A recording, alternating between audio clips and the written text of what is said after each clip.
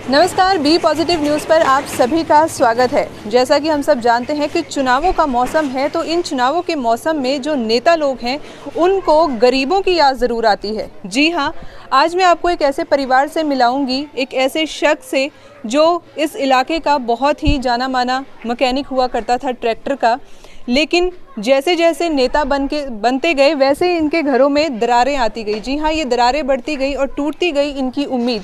नेता आते हैं, आश्वासन देकर जाते हैं कि इनकी छत की मरम्मत होगी, इनके घर की मरम्मत होगी, लेकिन नेता तो बन जाते हैं, लेकिन जो इनकी दीवारें हैं वो कहीं ना कहीं खिसकने को तैयार हैं और ये जो दरारें हैं वो धीरे धीरे बढ़ती जा रही हैं, लेकिन इनकी उम्मीद, इनका ढाढ़स बंधाने वाला कोई नहीं है। अब फिर से एक बार चुनाव आ रहे हैं, फिर से नेता आएंगे इनके वोट के लिए, लेकिन वोट मांगेंगे, ये वोट देंगे भी और उसके बाद जो हालत इनकी है वो ज्यों की त्यों रह जाएगी।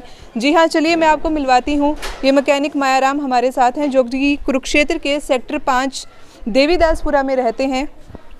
पिछले 15 सालों से जो है, आप इनके मकान की हालत देखिए कितनी बदतर है और ये पिछले 15 सालों से जो है सरकार से उम्मीद बंधाए बैठे हैं कि कुछ तो इनके घर का होगा, कोई तो मरम्मत कराने वाला आएगा। ये वोट भी देते हैं, वोट के नाम पे जो है आते हैं नेता, यहाँ पर वोट मांगते हैं, चले जाते हैं, नेता बनते हैं, लेकिन पूरी नहीं होती तो सिर्फ इनकी उम्मीद। चलिए बात करते हैं मायाराम से और जानते हैं कि क्या समस्या उनको आ रही है।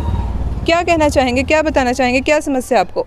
समस्या तो ये है जी, देखो हमारा तो मकान बन जा और हम तो जहाँ भी था हम बन जा तो माना खुशी आपकी है। अगर आप काम कराएंगे हमारा भी हो रहा है, गरीब का भी कराएंगे तो हम तो खुश इस वास्ते हैं भी चलो हमारा तो काम हो जाएगा। पब्लिक आपको बहुत अच्छा समझा कि यहाँ बहुत अच्छा आदमी मिले हमने। कितने साल हो गए आपको इसी हालत में रहते हुए? 40 साल तो नहीं पाएंगे जी मकान ने, आज तक किसी ने बनाया नहीं। मैंने तो सिर्फ 15 साल की बात करी थी। मायाराम जी से बात करके पता चला कि जो इनके मकान की हालत है वो करीब 40 साल इनको इसी तरह से हो गए हैं। तो कितनी कोशिश करी आपने कि किसी तरह से आप टक्करे नहीं माना तो कोई आज तक ऐसा। कहाँ गए आप अपने सारी जगह घूमे हम तो, कोई किसी ने कोई मदद नहीं करी। हाँ, फोटो तार ले, बस काम किसी ने नहीं करे आज तक। जी हाँ, देखिए ये कह सकते हैं कि पिछले 40 सालों से ये लोग जो हैं आश्वासन पर ही जी रहे हैं, लेकिन काम जो है वो अभी कुछ भी नहीं हुआ, वो सिफर है। इनकी पत्नी हमारे साथ है, उनसे भी हम जानना चाहेंगे कि एक जो गृहिणी होती है वो अपने घर को चलाती है, बनाती है, लेकिन जो दिक्कत है वो इनकी बहुत ज़्यादा है। आप देख सकते हैं कि घर की हालत कितनी बेकार हालत में है, दरारें पड़ी हुई हैं। ऊपर जो आप छत देख रहे हैं लेंटर, ये भी बारिशों के दिनों में यहाँ पर जो है बुरी हालत हो जाती है, पानी पानी इनके घर में हो जाता है। तो एक गृहिणी उस घर को किस तरह से संभाल पाएगी? आइए उनसे जानते हैं कि क्या समस्या है और क्या वो चाहती हैं। उस मकान ही चाहते हैं जी। देखो आए बाहर से पैसा ला ला का वोटां दी, बाहर भी रह चुके पर वोटां ले गए तो घर गए, उनके घर भी नहीं कहते हम तो अपने पैसे से बने हैं, अपने पैसे से बने हैं, घर खड़ा के बने हैं, बस यूँ बोल देते हैं जब घर जाते हैं उनके। ये घर का जो है लेंटर तो डला हुआ है आपका, लेकिन आपने तिरपाल भी ऊपर डाली हुई है, तो ये किस वजह से? जी वह सारा पानी अंदर आवा जी, सब पानी अंदर आएगा, कपड़े बर्बाद हो जा, पंखे सड़ जा, सारा कुछ सड़ जा। तो आपकी समस्या का समाधान अभी तक नहीं हुआ? ना जी, कोई कह का चले जा, हो जाएगा।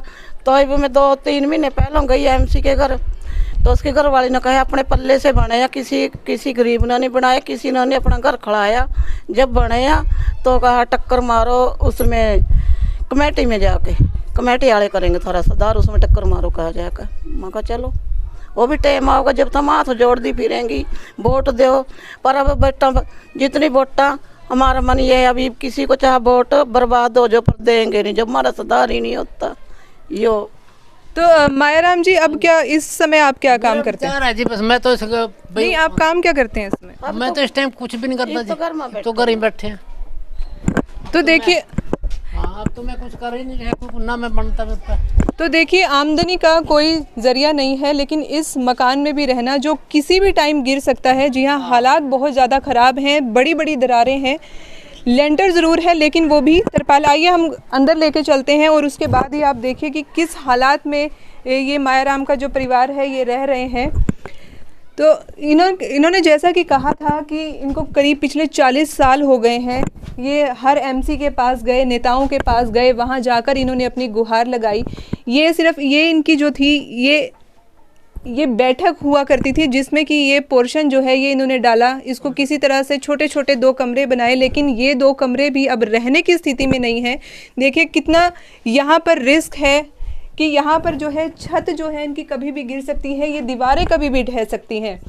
लेकिन जो इनकी उम्मीद है फिर भी लगातार जो है सरकार से है कि किसी तरह कोई तो मदद इनको मिले कि इनका जो है घर की कम से कम मरम्मत तो हो पाए, लेकिन वो भी पिछले 40 सालों से, जैसा कि इन्होंने बताया, कि वो भी नहीं हो पा रही है। सिर्फ ये एक उम्मीद है इनको कि कभी ना कभी कोई तो आएगा, सरकार का कोई नुमाइंदा आएगा और इनकी सुनेगा और इनके घर की कम से कम मरम्मत हो जाएगी। लेकिन ऐसा भी नहीं होता। नेता लोग आते हैं, वोट मांगते हैं, वोट बन के बाद सरकार भी बन जाती है, नेता जीत जाते हैं, लेकिन उनकी उम्मीद आज तक पूरी नहीं हुई। तो मैं आप सबसे यही कहना चाहूँगी, अगर सरकार से इनकी उम्मीद पूरी नहीं हो पा रही है तो कुछ जो दानी सज्जन है वो इनकी मदद ज़रूर कर सकते हैं। सिर्फ इतना है कि घर की कम से कम मरम्मत हो जाए, ये घर रहने लायक बन जाए। अगर आप इनकी कुछ मदद करना चाहते हैं तो नीचे हमारे नंबर्स दिए गए हैं, उन पर आप कांटेक्ट कर सकते हैं और माया राम के परिवार की आप मदद कर सकते हैं। सिर्फ इतना कि आप इनके घर की मरम्मत करवा सकते हैं। जी हाँ, हर बात सरकार पे छोड़ देना कोई वो नहीं है। कि आपको ये ज़रूरत है कि आप आगे आएँ, अपने कदम बढ़ाएँ और माया राम की जो उम्मीद है उसको पूरा करें। आश्वासन सरकार दे रही है, लेकिन आप उनके जो सपने हैं, उम्मीदें हैं, उनको आप पूरा करके मदद कर सकते हैं। मैं Neha Sharma, be positive news, Kurukshetra.